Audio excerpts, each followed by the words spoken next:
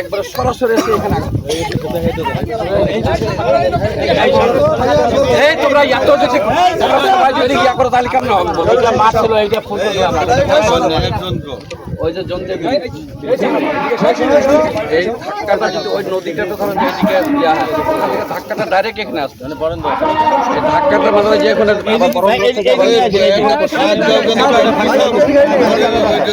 দেখি পরে লেজার দিয়ে কেটে এদিকে ভরাট করে তারপরে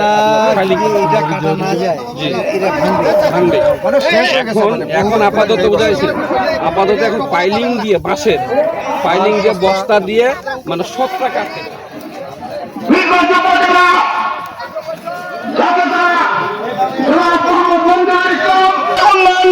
সবসময় ভাবেন আমার সত্যি খবর ভাই জননেতা জনাব রেজওয়ানুল ইসলাম রিজু ভাই মঞ্চে উপস্থিত রয়েছেন।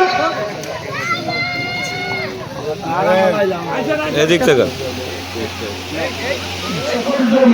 এটা বাধার ফলে বৃদ্ধি পাবে, এখান থেকে কৃষি উৎপাদন প্রচন্ড হারে বৃদ্ধি পাবে এবং সেই সাথে এই এলাকার মানুষের দরিদ্র অসহায় মানুষের ভাগ্য উন্নয়নের একটা পথ খুলে যাবে। তাতেই আমি মনে করি আমাদের এই ছোট্ট মাধ্যমে এই কাজগুলো করতে 2-3 মাস 4 মাস লেগে যায়।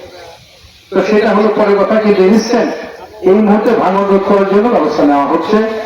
আমি কনফার্ম যে এটা আগামী 7 দিন থেকে 10 দিনের মধ্যে এই কাজ শুরু হবে। এলাকার লোক যদি আপনারা সবাই সাহসের সাথে মোকাবিলা করেন তাহলে কিন্তু আমরা মাদকটাকে আমরা নিয়ন্ত্রণ করতে পারবো। যদি আপনারা মনে করেন যে এমপি সাহেব তো বলছিল যে মাদক মুক্ত করবে, তা কই বলতে পারেন না? এমপি সাহেব আর থানা আর প্রশাসন মাদক মুক্ত করা সম্ভব হচ্ছে না। এই কারণে বলি একটু, সেটা হলো প্রত্যেকটা গ্রামেই আপনার মাদকাসক্ত লোক অনেক, মাদকের ব্যবসায়ী অনেক। কারণ এই মাদকের কিছু পুড়িয়া ট্যাবলেট বিক্রি করলে কিন্তু কাজ করতে হয় না, 2 টাকা বিক্রি করলে দিন চলে যায়, 2 টাকা বসে পড়ে। এত সহজ ব্যবসা আর নাই, ফলে অনেকেই ভালো ভালো মানুষ এই ব্যবসার সাথে যুক্ত হয়ে যাচ্ছে।